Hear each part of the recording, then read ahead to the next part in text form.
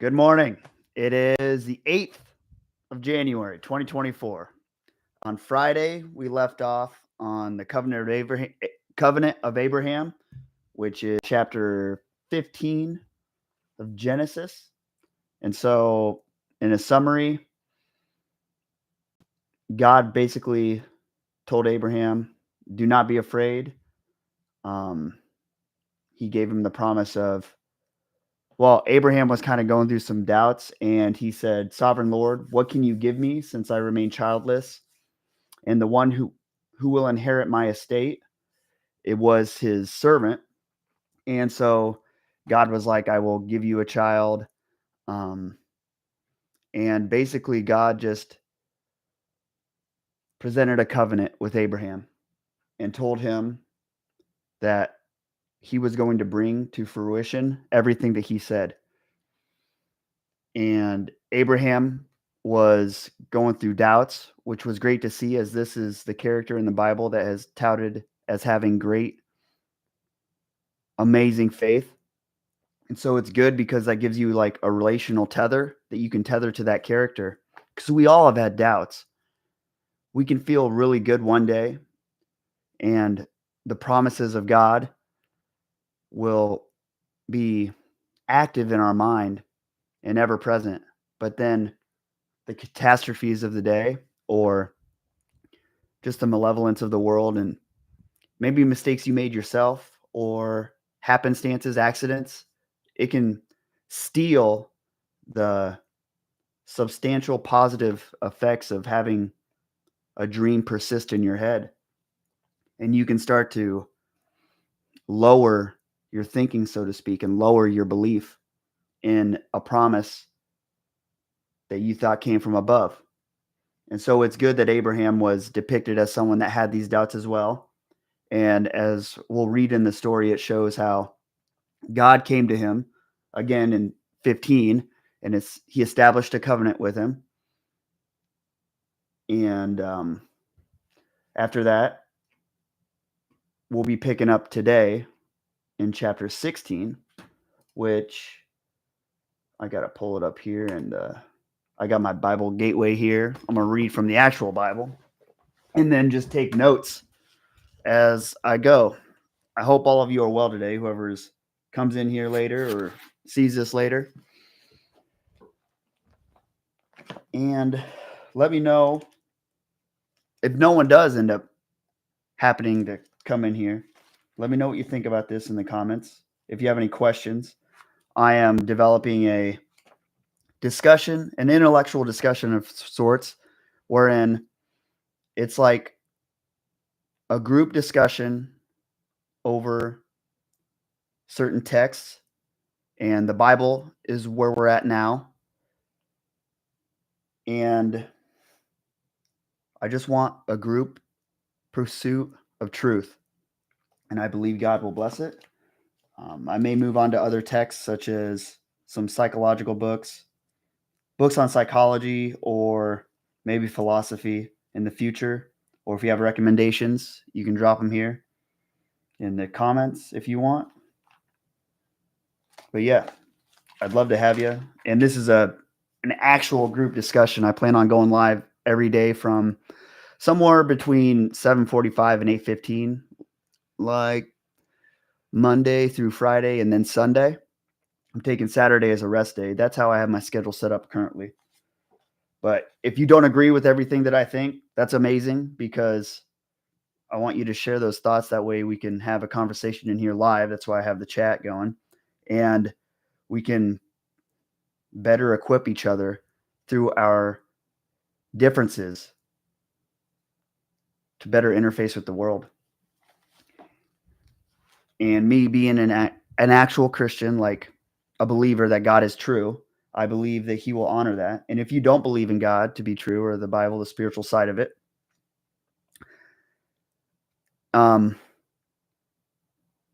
good morning, Vaporama. If you don't believe the spiritual side of it, we can still draw from each other's differences in our pursuit of truth.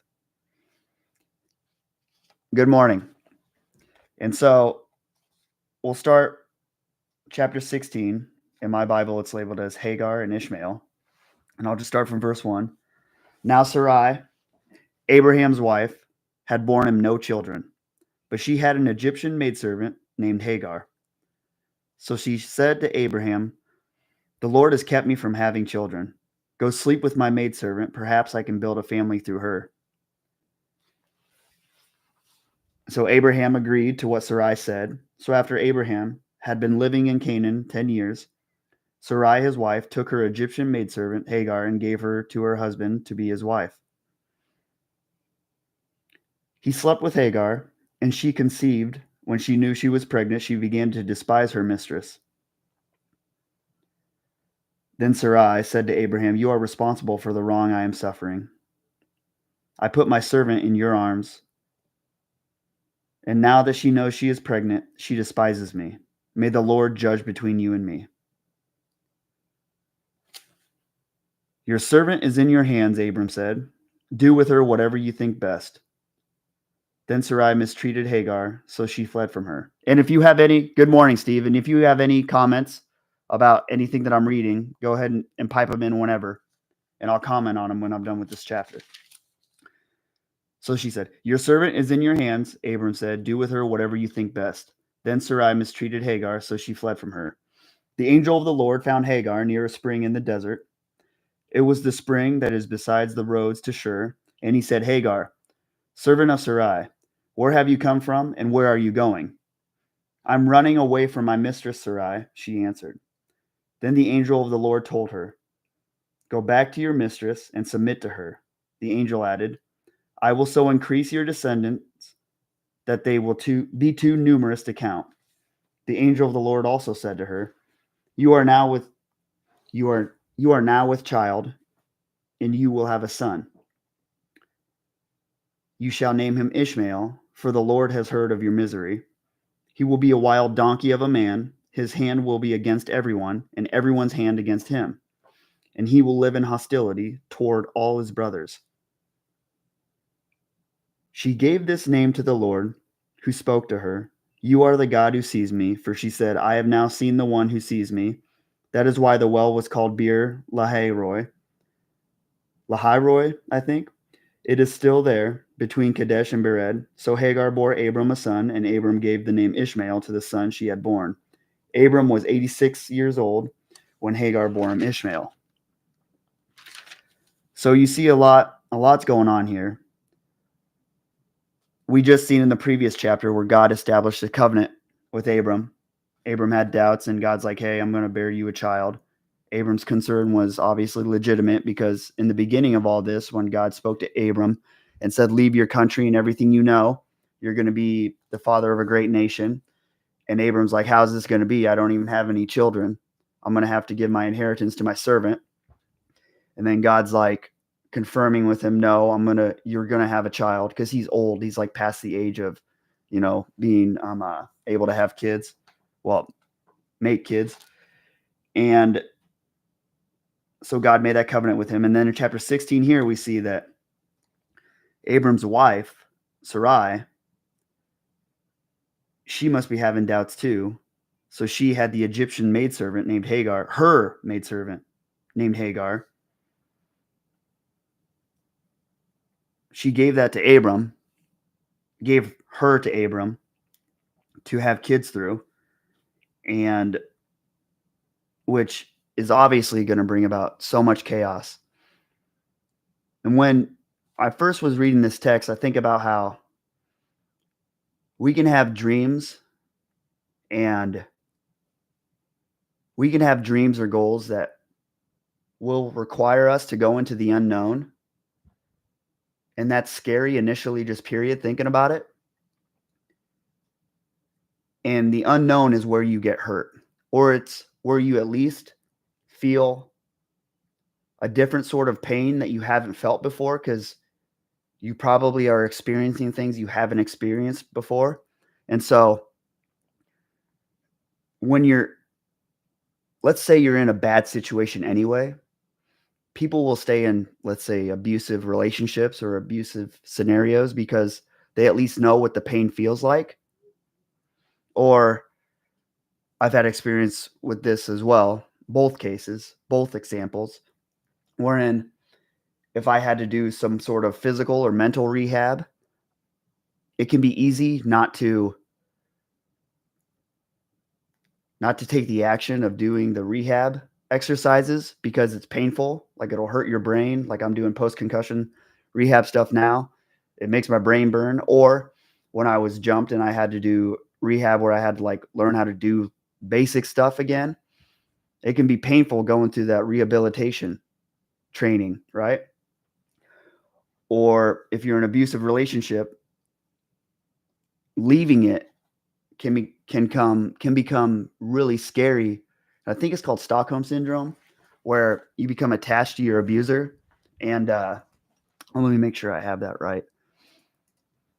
And so the pain you're familiar with, you build a relationship with that as well.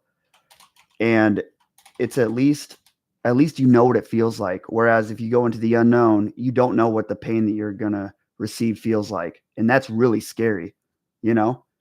That's really scary. Can anyone relate to that that's in here? Vaporama or Steve? Can you guys relate to that at all? Stockholm syndrome. Feelings of trust or affection felt in many cases of kidnapping or hostage taking by a victim toward a captor. Okay. You can still apply that to an abusive relationship. So it's like when you build a bond with your abuser. And so in this story, it's like they start questioning their dreams and their goal. And Abram actually has an active covenant with God already. And we see that Abram's wife presents a scenario or presents Abram with an offer to have a child through her maidservant. And I don't think I don't believe that God really specified how Abram was exactly going to have a son. I don't believe so. Abram bought all these to him.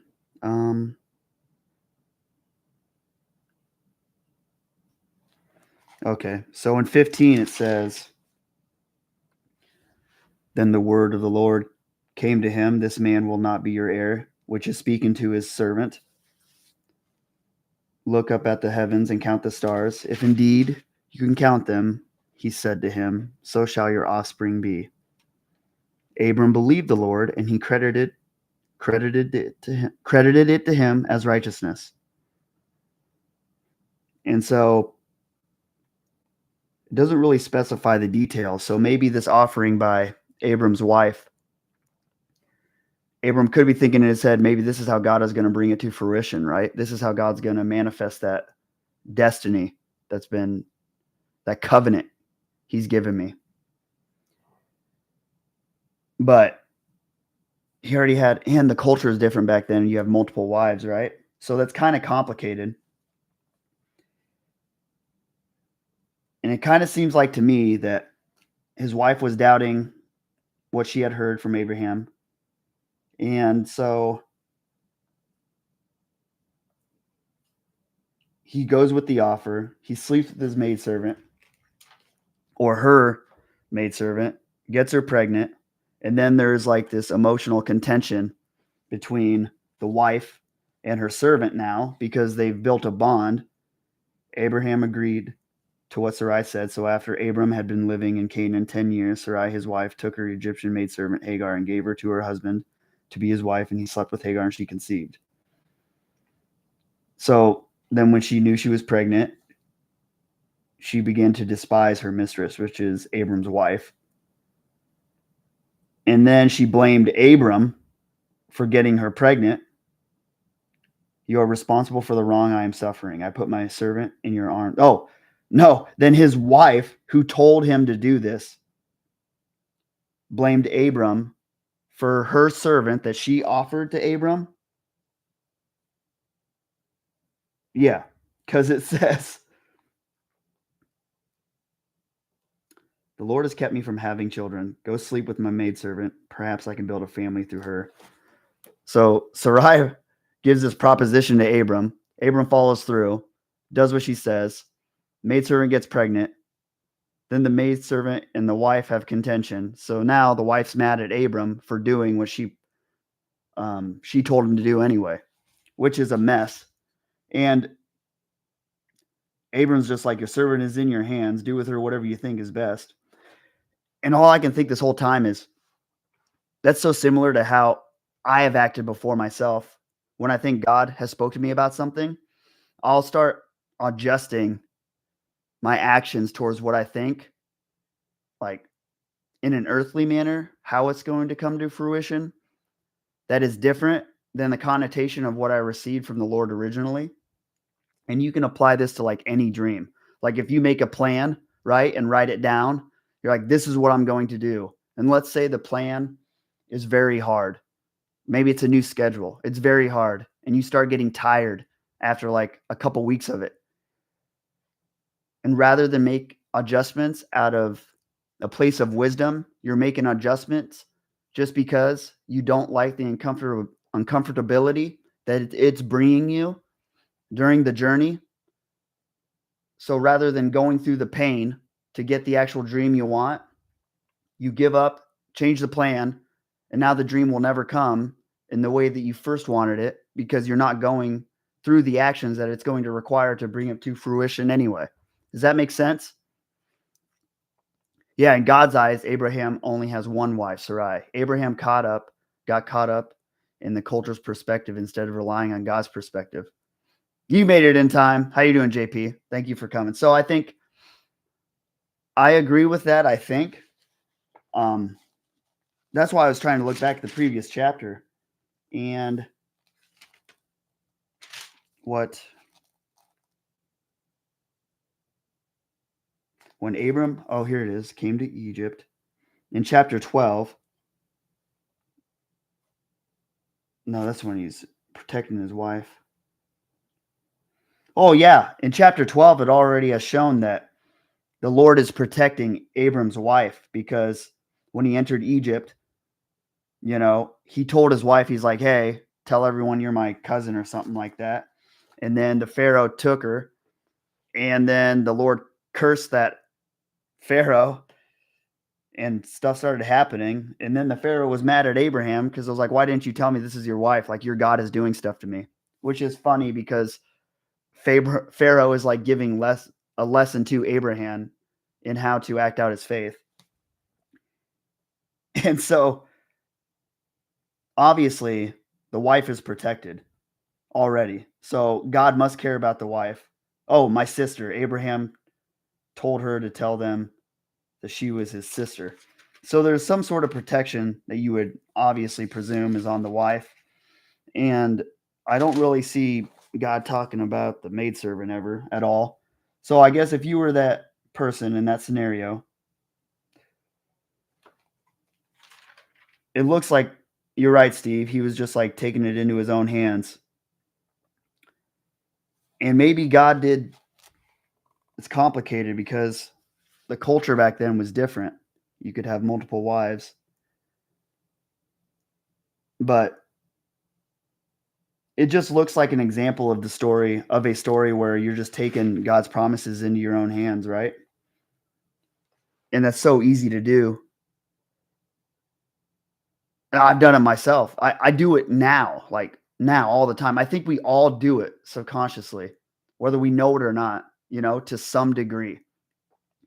And to some degree, we're supposed to, in a manner which you're actually doing the work that's required, because it said like faith without works is dead. That's a common connotation or phrase in the Bible that's used, like that's something that's taught in the Bible. And so, one moment. When you think about it, it's really hard because it's like this dance. You have to trust God. You have to act and do what he's called you to do, or what you perceive as God calling you to do. And then you can't really have your hands too much on it, or else too much humanity in something will just warp it, right? It'll twist it and contort it into something that's evil. And so it's like this dance that you have to do with yourself, and it's so hard. I find myself doing it all the time without even knowing it. I've gotten myself into terrible scenarios through the act of manipulating the plan that I initially had, or like the covenant I had with God initially, or even a covenant that I made with the dream that I had, the higher purpose, like manipulating that over time where I ended up was like, let's say I wanted to be here, I was like way over here, right? Has anyone else experienced that at all ever? Anyone else in here? It's like over time, I can just start modifying my behavior through it could be influenced by other people that I'm around, my friends, um, other relationships, leaders, speakers I'm listening to, which as of right now, there's like this something I've been pondering on a lot is how I see a lot of people seem to be fueled by motivation rather than the spirit of the divine. And so, for instance, you got New Year's and a lot of people make resolutions. But if you've been through a New Year's before and you have the same group of friends that you had before, or at least you had some perspective on them, you can see, or they may not even be your friends, but if you see people, let's say your coworkers, and they tell you about a resolution they had, let's say everyone sees everything now anyway. Well, people want people to see on Facebook. And so they'll share their resolutions, and you can see how they'll be all fueled by this like manifest destiny of motivation that's just like written through the spirit of motivation.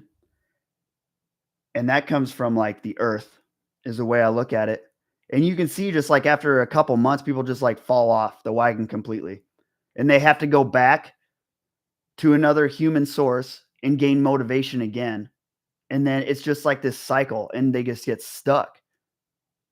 And I've seen this, even in myself, I know what that's like.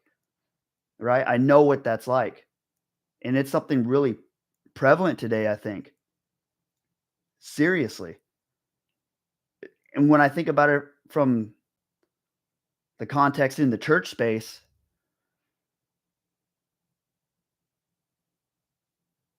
I've shared before that I've kind of stopped watching sermons for a few weeks now because I kind of felt God leading me to. And I did feel God leading me to. And a lot of people will hear that and think that I'm prideful and think that I'm arrogant. But the reason is because I do these like 6 days a week, these lives. And I don't want other messages from other pastors contorting what I'm getting from the scripture here to like share with people, or like my pursuit of truth. I don't want that contorted to other sources. And since I've been kind of doing this, and to give some context, I used to be a person that would literally watch 4 sermons every Sunday for a long time, habitually. And so I know what it's like. I would watch like more sermons than the average person. So for me to cut all that off, there's a reason to it. So I don't say that from a place of I know everything or like I'm better with the Bible than anyone else. This is specific to my calling and what I feel called to do. This is the covenant I believe God gave me, right? But since I've shut everything off, I've noticed what I used to do is I would rely on pastors to receive a word rather than go straight to the source like the Bible. And it was subconscious, right? Like every Sunday, I would expect a word from God, which isn't technically wrong. But what that did is that subconsciously and inadvertently heightened my expectation of a person and lowered my expectation daily with the Bible. And I'm someone that's crazy about the Bible. Like, obviously, this is why this is here. And like the way I see people jumping up and down in church, like I've had reactions like that from reading the Bible. Like, actually, like just a week or two ago, I like wept profusely from reading Second Timothy because I could relate to Paul, who was in prison at that time, saying that like all his churches that he's planted have abandoned him, right? And there's reasons I could relate to that, but what I'm saying is I get really into it. Like I'm really passionate about it. And if you believe in Christianity to be true, like the spiritual side of it, the Bible is described as God breathed, right? Paul describes it as that. And so you believe that this text is divine. There's a reason why this otherworldly source, the creator of the entire universe, gave us this text to interpret his will from, right? So it's important. It must be important, right? We'll start from there. And so when I build up this expectation of like a pastor giving me what I need in my life, it took me away from like seeking things in the word as much as I would. And I was someone, I'd watch 4 sermons every Sunday and read the Bible for like an hour every day. So it was like I did both. But when I took away the sermon part of it, I can see why God had me doing that now, because it just like made my brain do a backflip. And there's no, when you come into a relationship with God, I'll just tell you, for those that don't believe, it's like you'll start seeing things. And then I would advise you to create like a prayer journal, because you'll document these things. And in your own head, you can kind of you can twist things to be in just a coincidence. But if you have documentation, you have hard proof that if something happens in your life, you know that it's like not a coincidence. Like something weird is going on, like it's spiritual, right? And so it's no coincidence that God like pulled me away during the time of New Year's, because I see this like everywhere. All this like motivation that's given by people from a good place and a good heart. Like pastors are supposed to be doing what they're doing. It's not their fault. They're doing their jobs. What they're supposed to do is based in the text from the Bible. And it's just when we set this expectation to gain our word from a person, it's like we're pulling away from this text that was like intentionally given to us by the same spirit that we're supposedly believing in, to give us the truth through this, which is the same place that pastor or leader that you're listening to is getting it from anyway.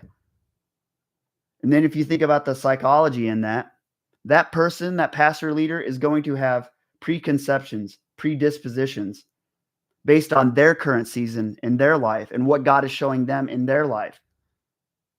So you're picking up all of that when you're listening to them as well. So you should be mindful of that, right? Like I tell everyone here, it's like what I say in my perception here of the Bible, why I want this to be a discussion rather than me just turning on and recording me discussing the Bible, is because there's an advantageous aspect to both of us for people to bring stuff up that's different, and then us to like organically manifest this like greater truth for both of us. And maybe we'll end up disagreeing, but it still is better for both of us, right? And if I say something you disagree with, what I would tell you is don't ever replace your time like reading whatever text I'm reading with you reading it yourself, because I've been through things in my life that are personal to me. You know, my thoughts, my personality, my perspective is unique to me. And I believe that God, being real, I believe he's given everyone, you know, the Holy Spirit through the ritualistic act of Jesus dying on the cross. And therefore, God is going to speak to something to you through the word that I wouldn't hear if I read it. I'm not you. I don't have everything going on in your life that you do. I'm not you. I'm not supposed to hear what you're hearing. It'd mess up what God's wanting to do in my life. And at the same time, I also want to kind of safeguard that statement with, God can speak through anything, any happenstance in the world. If you believe in the spiritual aspect of the Bible, he can speak through pastors, obviously. Like, you believe that to be true if you believe the Bible, because he created all this, right? And so it is good to watch sermons. It is good to just dive into it. I think the greatest part about the church is the community aspect, just the ritualistic act of going and being amongst those people, and like all of you looking up and acting out in the correct hierarchical order of things, right? That's why God being outside of our logic and reason is so powerful, and why I believe Christianity to be the best belief and the one that makes the most sense to me. If Christians act in the way that the Bible states, because you believe in this source that's outside of your logic and reason, therefore you don't get caught up in the world and the travesties here, and you can understand that there's a God out there that looks out for you despite everything that's going on. And I'm a testament to walking out things in faith, like my current job is as a software developer. I left my old job, had no job lined up, and God lined me up with a freak accident, like a God scenario where I got the job that I have now. It was crazy. And so it's like, during the times when I was unemployed, like on my bed, like bawling from getting rejection after rejection after rejection because I had no job, right? And I was like, dude, this loan that my parents gave me from the family farmland, is running out. Right? I got to get a job, dude. Like, I felt God calling me to leave my old company. And I did that. And it's like, when you believe in a God that's like outside of logic and reason, you can take the logic of leaving a job with nothing lined up, and you can scrap that for the greater understanding that there is a God that exists that's outside of logic and reason, right? That's why you don't get caught up in the world. That's why the peace that you have, the world doesn't give it, so the world can't take it away, right? And that's why this belief is so powerful. And just ideologically, it makes sense to interface with the world in that manner. Which is also why it bothers me that people habitually look to others for motivation to get through things, right? Rather than digging through their own psyche for things.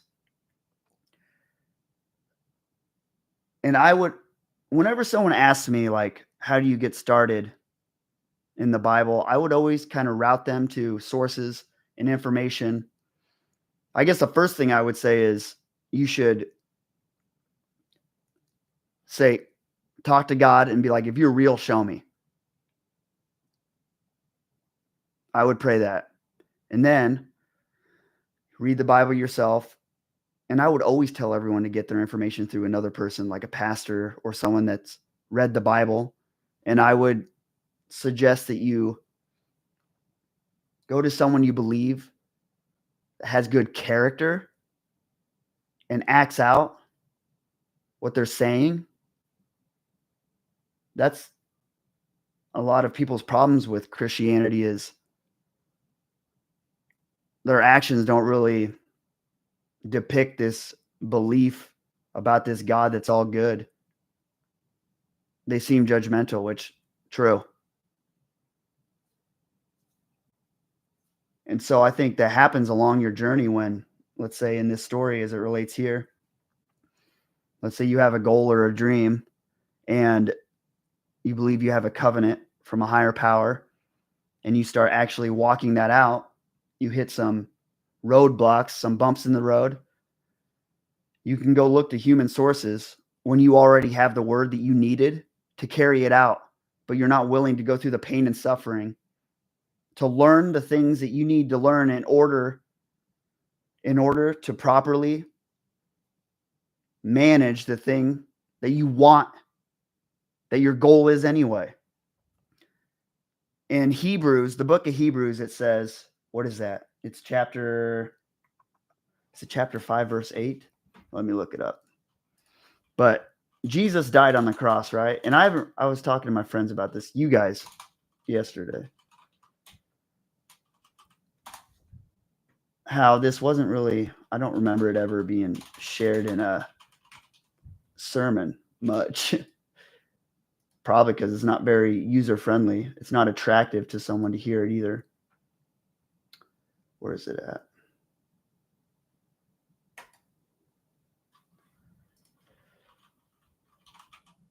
Obedience.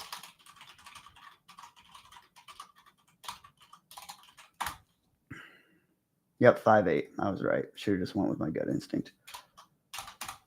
So it says in Hebrews chapter 5, it's talking about Jesus going to the cross. And this is, you got to understand, God is like omniscient, omnipotent, all-powerful.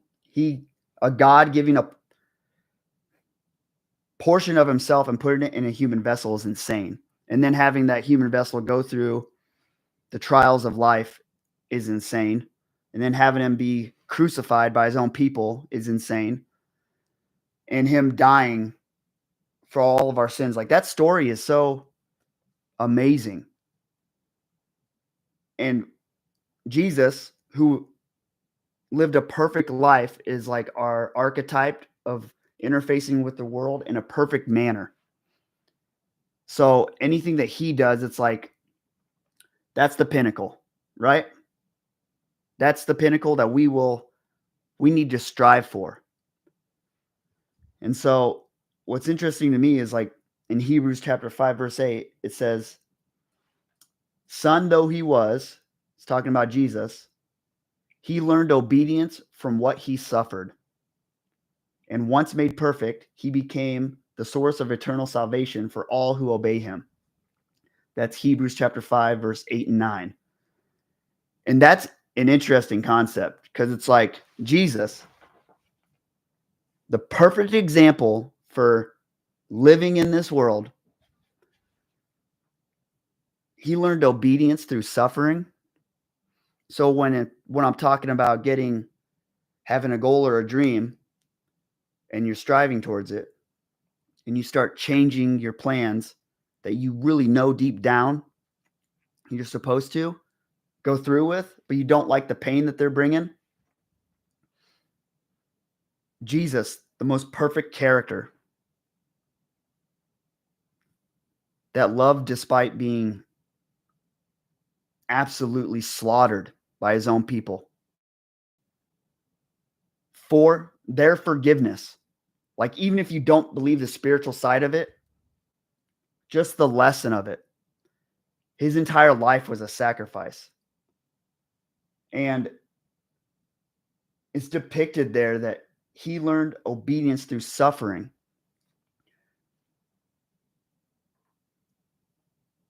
Anything that you want that's outside of what you experience now is going to bring discomfort. And there is going to be some semblance of suffering and pain. And that's usually what brings about the skills that enable you to be able to manage whatever it is you want by the end of it, right? That's exactly what happened with Jesus too, which is complicated because he already had everything, because he was perfect. That's a rabbit hole that it'd probably take me a while to go down it, which I maybe will in the future, because I've never really thought about that before. That's really complicated, because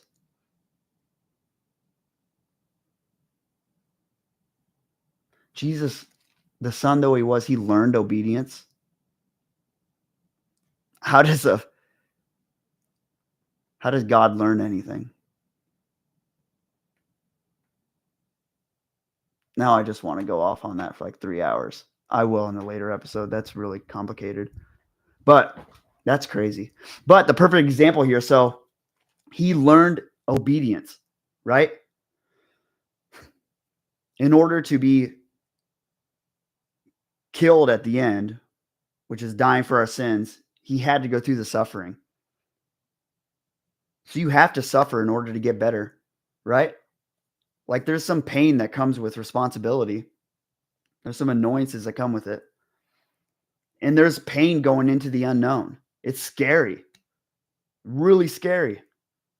And even if you're in pain now, the pain you feel now, at least you know what it feels like, right? It's so weird. You could be going through actual hell relationally and emotionally. And the place you go to, like that pain may be less, but it'll feel like more initially just because it's so alien. It's so complicated and weird because you build a relationship to the pain that you feel, I think, like psychologically and emotionally, even maybe spiritually. It's weird. I don't know, spiritually. That's complicated. But yeah, it all requires suffering. And when you start suffering, like Abram's wife here, people around you, even that love you, she probably did it out of a good place, right? Like Abram's wife, when she offered up her maidservant, hey, I can't bear children anymore because I'm too old. You're too. And I thought Abram was too old too. Maybe I was mistaken. But no, God told him he's going to bear children. So Abram's like, I already know my seed will be fertile because God told me. So he believes that part of it. But his wife's like, I can't do that. Sounds like they got impatient, which everyone probably can relate to that. That's not a rabbit hole. That's enlightenment. It bothered. Well, it's. You guys understand that though? That do you guys relate to that? How his wife came from a good place, right? She loves Abram, offered up her maidservant to complete the covenant that God's given him, a God-given covenant, right? Say your wife is with you and she's like, I love you. Maybe God can use my maidservant. Because you would believe that. You believe that God can use anything if you believed in God, right? Or you believe, even if you didn't believe in God, you would believe that if you're really disciplined, I can make the dream come to fruition through doing something that I initially didn't perceive as the best route, but sometimes you have to take the back roads in order to get there, right? So you can warp yourself into any road, right? Any path. Does that make sense? Yeah, men can be pretty old. I think Abram was like super old though.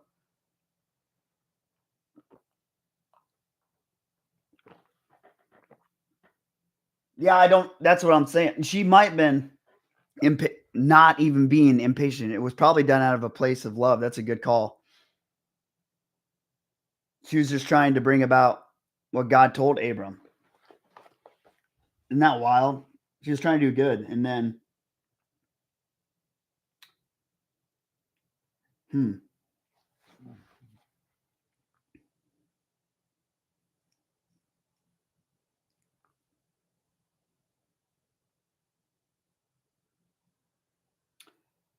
I'm running away from my mistress, Sarai.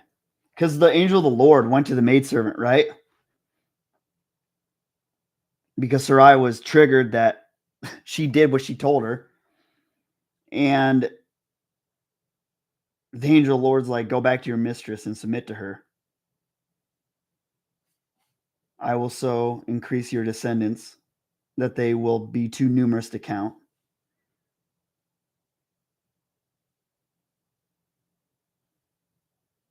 You are now with child. You will now have a son. And the angel of the Lord tells her about Ishmael.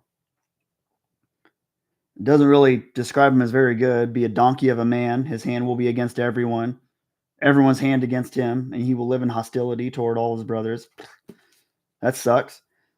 That's such a terrible word to receive. She gave this name to the Lord who spoke to her. She gave this name to the Lord who spoke to her. You are the God who sees me. For she said, I have now seen the one who sees me. That is why the well was called Bir Lahai, Roy. It is still there between Kadesh and Bered. So Hagar bore Abram a son and gave the name Ishmael to the son she had born. So this was Hagar. Hang on. All right, so I see what you're saying. Hagar's the one that ran away, not the maidservant. Look, no, Hagar was the maidservant. Okay, yep, I had it right the first time. Hagar was running away. Sarai was mistreating her for doing what she told her. And then Hagar gave birth to Ishmael, which later in the story we'll see that he was, as the angel kind of depicted. And so that's at least, so what that kind of says to me is God will fix your mess ups as well too, which is really relieving to hear. Right? Because even if you go off the path, he'll make things right. Which is, I do a lot of things that a lot of people would shake their head at, but I've done it in faith.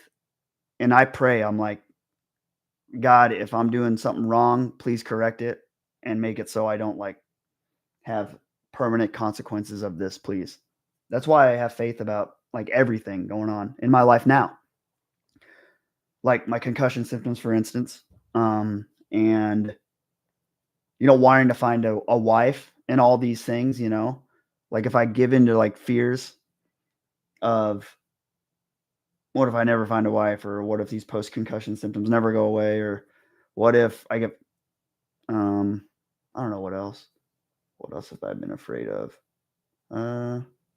We'll just go with those two. I could just start going down that negative rabbit hole forever. But God, He looks out. He looks out for you when you take the back roads. Thank you. And thank you for praying for me about that. Yeah, I think, was she trying to do good or call God a liar? That's interesting to think about. But that's what I was trying to look at. I don't think God ever described how he was going to make it happen. Right? I don't believe so. If bring up the verse if you can, because I don't.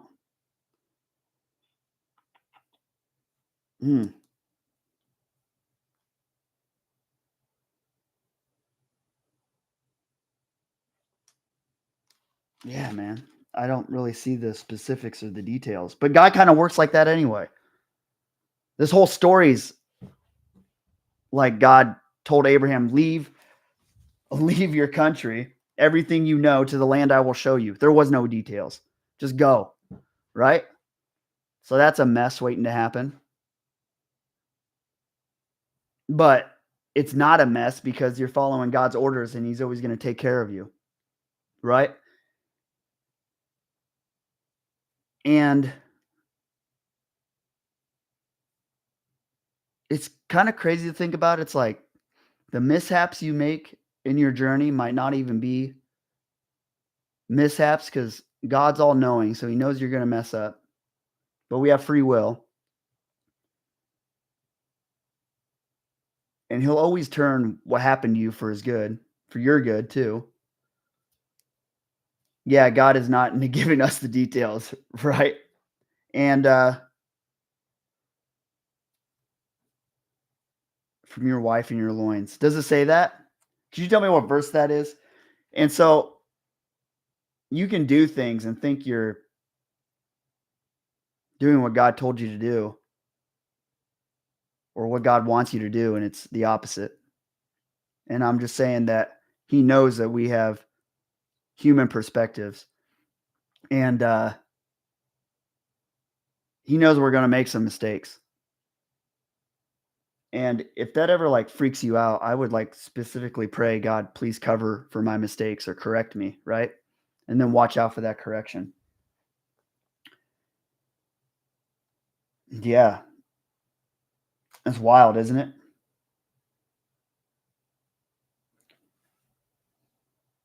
I've I made some really big mistakes in my life. And there's also times when things that I labeled as mistakes, they weren't mistakes. I just initially thought they were until I seen what God did with them. And I was like, I was supposed to do that. I just didn't like the pain and the suffering that it brought. So it was in a sort of twisted way. It's like we can fall into being very critical of ourselves. And it's weird how that feels good sometimes, like crucifying yourself. Like it doesn't feel good, but it feels right, I guess I should say, when you make a mistake. So it felt better to me to label a mistake, well, something I thought was a mistake, as a mistake, rather than it being God's plan because the pain I was feeling did not feel good, and having a belief that God is good made it so I didn't want to think about God like that he would bring about suffering, something that would give me suffering, which is also why it's dangerous to not tell people about that verse, Hebrews 5:8. Jesus learned obedience through suffering. Because we can have a warped depiction of God in that sense, which is also psychologically worse for you. Because being critical of yourself is like, it's like cathartic, kind of. It's because we should be critical of ourselves to a point. But when you make a mistake, you can like crucify yourself into oblivion. But it feels better than thinking that God put me through this because this pain sucks. And if because it's uncomfortable to think that our human understanding is so small that God can still use us. Even let's say God never heals my post-concussion symptoms, like ever. I don't believe that to be true, but let's say that never happens. God can still use me anyway. And like Moses stuttered, um, right? And it's hard to think about God in a way where he would give something to us that would make us suffer in order for us to actually get what we were created to get, to be who we were called to be. Like what if you knew that in order to build the spirit that you needed to do what you need to do, you have to go through absolute hell to get there. That's what Jesus had to do. He had to go to hell in order to conquer it.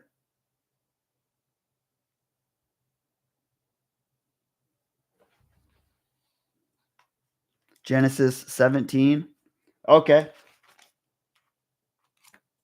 Thank you, JP. Isn't that crazy? Jesus had to go to hell to conquer it. He had to go there to conquer it, right? I don't hear preachers talking about that much. There are probably some. And don't mistake my I don't have a disdain for preachers. I just think I don't like stuff given to me that's in a user-friendly sort of fashion. Because life isn't user-friendly. This world isn't user-friendly. In the same way, I think motivation fails people. I think giving people a distorted view of reality and it being pillow-fisted sets you up for failure. That's why I don't like safe spaces, because it's untrue. No place is safe. Like God's the only safe space, period. period. And that's how I feel. And no one can convince me otherwise. Nobody. So, all right. So 17. Genesis 17, verse 19. Yes, but your wife Sarah will bear you a son, and you will call him Isaac. Thank you, JP. And Abraham said to him. So that's in the future. Okay, so yeah, he does give him. That's interesting to think. Oh, well, no. Okay, so this is okay, so we can use this example. Thank you, JP, for bringing this up. Is me stating that I don't like safe spaces. People could hear that and be triggered, but they don't really know what my definition of safe spaces is. It's like when I think about safe spaces, it's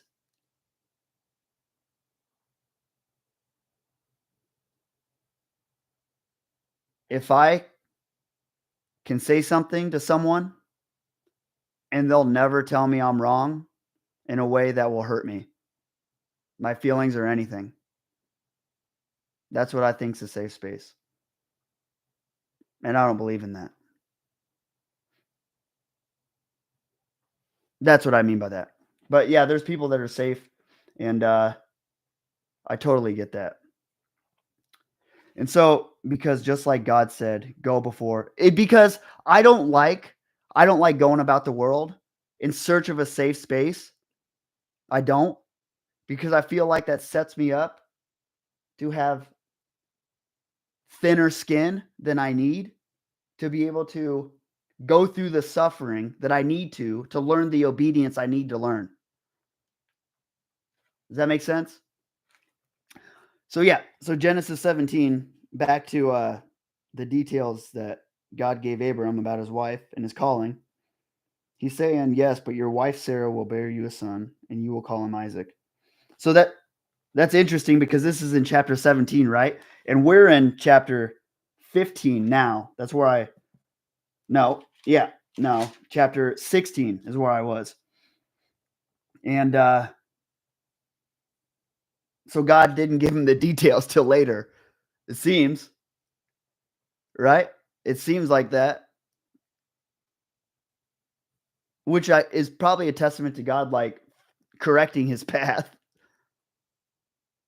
Because maybe the way God told Abram, if Abram would have just kept the path that he intentionally, the Spirit was leading him on, the Spirit of truth, I guess, leading him on instead of listening to his wife, like if he just kept focused on God, right? Maybe he would have ended up where God wanted him to be anyway. I believe he probably would have.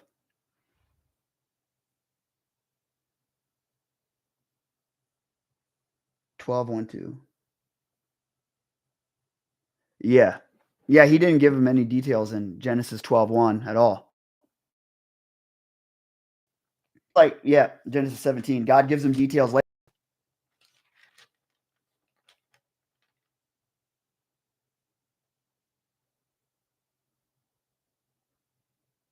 And God fixes the issue of him having a son with the maidservant, which is that's relieving to hear, right? So I guess that shows you that God doesn't give you all the details at first. Life won't give you all the details at first. And there's merit and value in suffering. Like you shouldn't be a masochist, but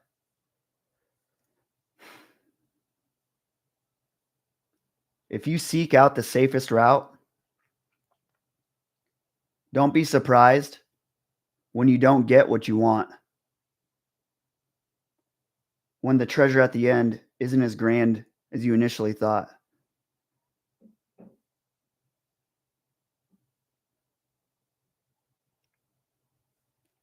Usually, everything in my life, when you think about learning, when you're wrong about things, you learn. That's when you learn new truth, right? Like your old understanding of the world has to die, right? There's death in that.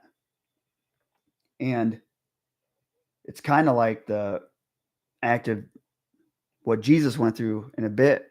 For it is kind of like that. He died and rose. Your old truth has to die in order for the greater understanding to come to fruition. So when you're wrong, you learn. But when you're right, all that really does is just validate things that you thought.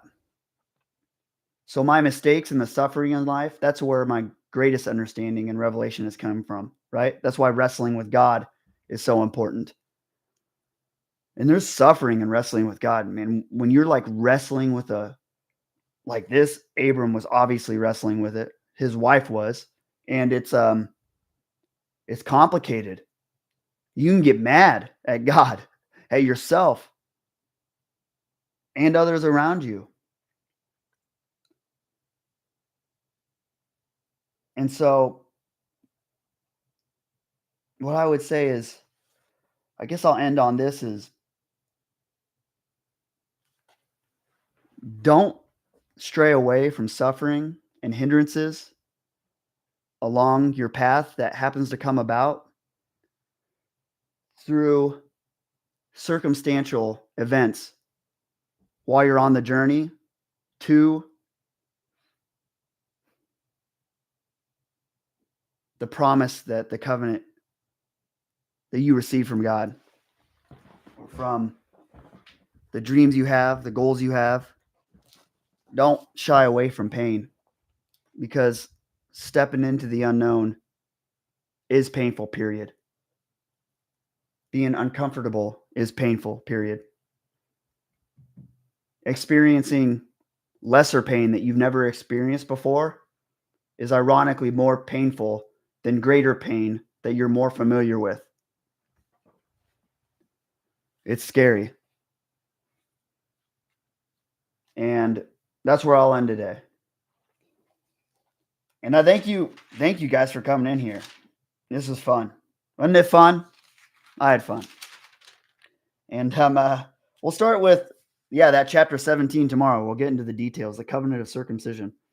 I'll probably start anywhere from like 7:45 to 8:15ish. I want to start earlier, that way it frees me up and makes it so I can explore mentally stuff and bring stuff up on my computer or whatnot, not be rushed. Because on Tuesdays, I have 9:00 meetings. Well, Tuesday, Wednesday, and Thursday, I have 9:00 meetings at my job. But Mondays and Fridays, I don't. Maybe in the future, I might have to strictly stream on Mondays and Fridays, but I don't really want to do that. Actually, I don't. There's merit to doing something every day, right?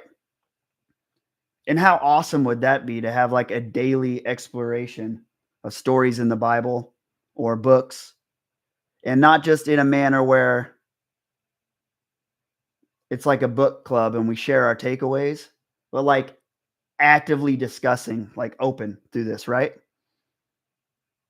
And it's kind of crazy how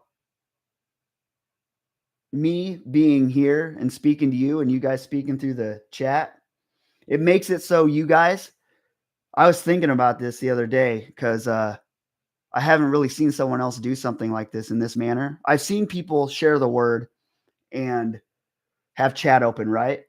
And they'll like once in a while glance at it and look at it, right?